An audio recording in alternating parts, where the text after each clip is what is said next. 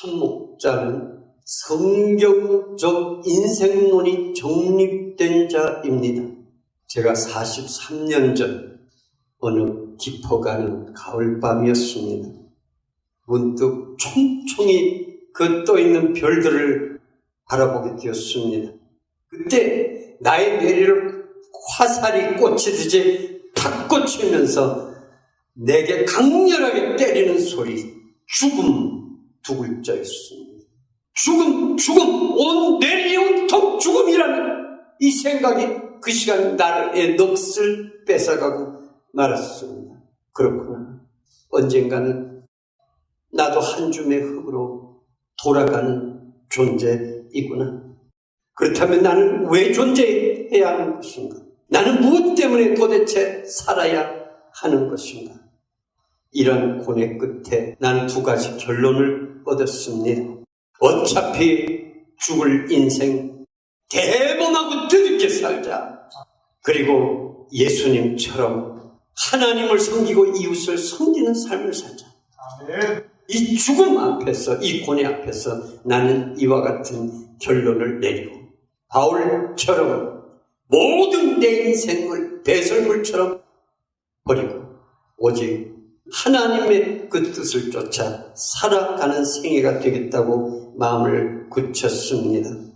40년 전 죽음이라는 인생 최대 문제 앞에서 깊은 고뇌의 터널을 통해 이룩된 나의 인생관이기에 조금도 흔들리지 아니합니다. 이렇듯 성경적 인생론이 정립된 자만 비로소 주만 바라보고 비로소 주님 뜻대로 살아가게 됩니다. 두 번째로 참목자는 성경 복음 진리가 정립된 자입니다. 성경은 유기적 감동으로 기록된 하나님의 말씀입니다. 성경은 영원 불변의 진리입니다. 성경은 믿는 자 속에서 역사의 현재성을 지녔습니다. 그리고 또한 성경의 중심은 예수 그리스도이십니다. 너희가 성경에서 영생을 얻는 줄 생각하고 성경을 상고하거니와 이 성경이 곧 내게 대하여 증거하는 것이라.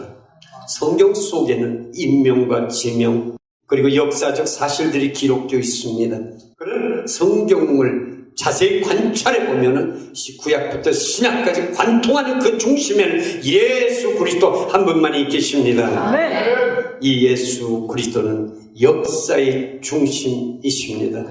예수 그리스도를 중심하여 기원전과 기원후로 나누입니다.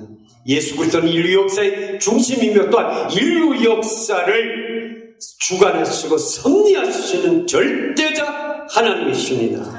아멘. 성경 기록 목적은 전인적 구원으로 함축되어 있습니다. 하나님의 독생자 예수 그리스도를 통한 전인적 구원을 위해 성경은 기록되어 있습니다. 아멘. 성경을 체계적으로 논술해 놓은 것을 일컬어 조직신학 또는 성경교리라고 말합니다. 조직신학, 그것을 머리에 지닌 그 자체로는 하나님의 임재와 역사를 체험하지 못합니다. 따라서 복음 진리 정립이야말로 목회자가 되기 위한 필수 요건입니다.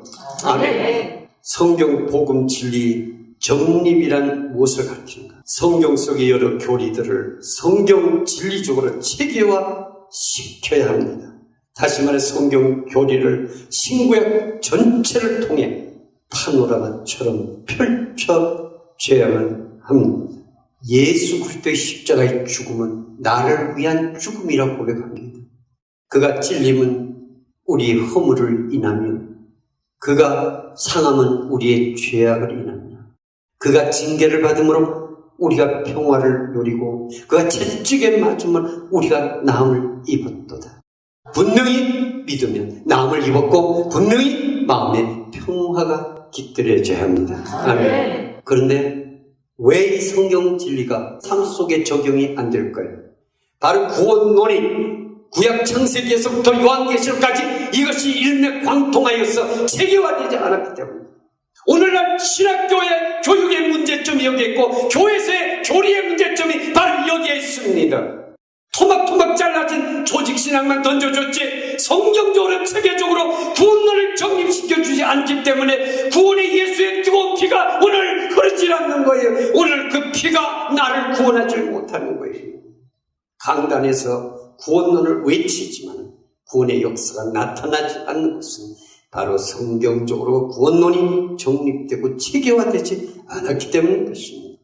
세 번째로 소명의식이 분명한 자입니다. 소명이란 임금이 신하를 부르는 그 명령을 뜻합니다. 다시 말해 하나님께서 그 종들을 부르시는 명령을 일컬어 소명이라 칭합니다. 그러므로 소명의식이 분명치 않은 사람은 참 하나님의 사람이 될 수 없습니다. 우리는 구약 성경에서 하나님의 부르심을 입은 자들만이 하나님의 사람이 되었고, 또한 신약 성경에서 그리스도의 부르심을 입은 자들만이 그리스도의 제자가 되었음을 볼 수가 있습니다. 모세가 호렙산 불타는 가시떨기 앞에서 하나님의 부르심을 받았습니다. 여호수아가 모세의 죽음 앞에서 하나님의 부르심을 받았습니다. 다윗이 양무리와 함께 있을 때 하나님의 부르심을 받았고, 엘리사가 밭을 갈 때 하나님의 부르심을 받았습니다. 시몬과 안드레가 갈릴리 해변에서 예수의 부르심을 받았고, 사울이 다메섹으로 가던 중에 예수님의 부르심을 받았습니다. 이처럼 하나님의 부르심을 받은 자에게만 하나님의 사람, 참목자라는 이름이 부여되는 것입니다. 하나님이 부르시는 사람은 인간의 학문과 재능과 사회적 지위 또는 성공에 의해서 결정되는 것이 아니라 다만 하나님의 뜻에 의해서 선택되어진다는 사실입니다. 하나님이 다윗을 부르실 때 그의 모습은 초라한 목동이었습니다. 하나님은 엘리사를 부르실 때 그의 모습은 초라한 농사꾼이었습니다. 하나님이 베드로를 부르실 때 그의 모습은 초라한 어부였습니다. 아무도 예상치 못한 하나님의 주권적 부르심에 의해 저들은 소명되었던 것입니다. 하나님께서 부르신 사람들을 그 능력으로 붙드시고 그의 사명 다 끝나는 그 시간까지 하나님은 그를 인도해 가십니다. 아멘. 네 번째로 하나님과의 인격적 만남의 체험자만이 참목자가 될 수 있습니다. 하나님의 사람들의 공통된 특징은 하나님과의 인격적 만남이 선행되었음을 볼 수가 있습니다. 모세가 하나님과 1대1에 대면하여 만나는 장면이 호렙산에서 펼쳐졌습니다.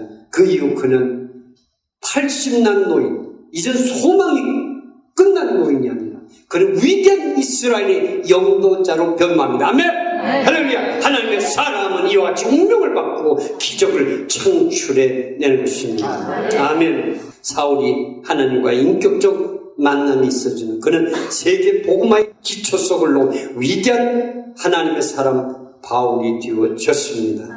모든 하나님의 위대한 사람들이 이와 같이 인격의 만남을 통하여 이와 같이 능력적 체험을 통하여서 저들이 그 자리에서 돌아서는 역사, 하나님께로 돌아서는 역사와 동시에 하나님의 신에 붙잡혀 위대한 하나님의 사람의 길을 걸어갔던 것입니다. 아멘. 다섯 번째로 신적 능력의 체험자입니다. 기독교는 초자연적 신비의 종교입니다. 그것은 유일신 하나님이 자연법칙을 초월해 계시는 전능자이시기 때문에 나는 여호와여 모든 육체의 하나님이라 내게 능치 못한 일이 있겠느냐? 아멘. 하나님 너무 위대하십니다. 여러분 머릿속에 하나님을 넣고 굴리지 말아요. 아멘. 너무 위대하신가 하나님 품에 여러분이 들어가야 돼요. 태초에 하나님이 천지를 창조하십니다. 모든 피조물의 경배의 대상이신 절대자이심을 말해줍니다. 하나님 엑소더스에 수많은 기적을 펼쳐놓으셨습니다. 하나님은 가나안 정복에 수많은 기적을 펼쳐놓으셨습니다. 하나님 인간의 몸을 입고 있어 찾아오셔서 수많은 기적을 펼쳐보여 주셨습니다. 하나님 역사 속에 끊임없이 그의 종들을 통하여 초자연적 능력을 행하십니다. 여러분이요 하나님의 성경 말씀에 기록된 모든 걸 믿어버리십시오. 계속 믿음으로 긍정적으로 받아들이십시오. 그리하면 그대로 될 것입니다. 믿는 자들의 이런 표적이 따르는 하나님의 능력이 나타나는 표적을 체험함으로써 비로소 하나님의 임재와 역사심을 확신할 수가 있습니다. 그때 목회 열정도 생기는 거예요. 그때 비전적 도전도 생기는 거예요. 그 체험하기 전까지 양떼를 모는 모세, 늙어 빠진 모세요. 그러나 하나님의 신적 능력을 체험한 모세는 위대한 이스라엘의 영도자, 능력의 지팡이를 들고서 인도하는 하나님의 위대한 사람이 되어졌던 것입니다. 아멘. 너는 내게 부르지, 내가 네게 응답하겠고, 내가 알지 못하는 크고 비밀한 일을 내게 보이니. 아멘.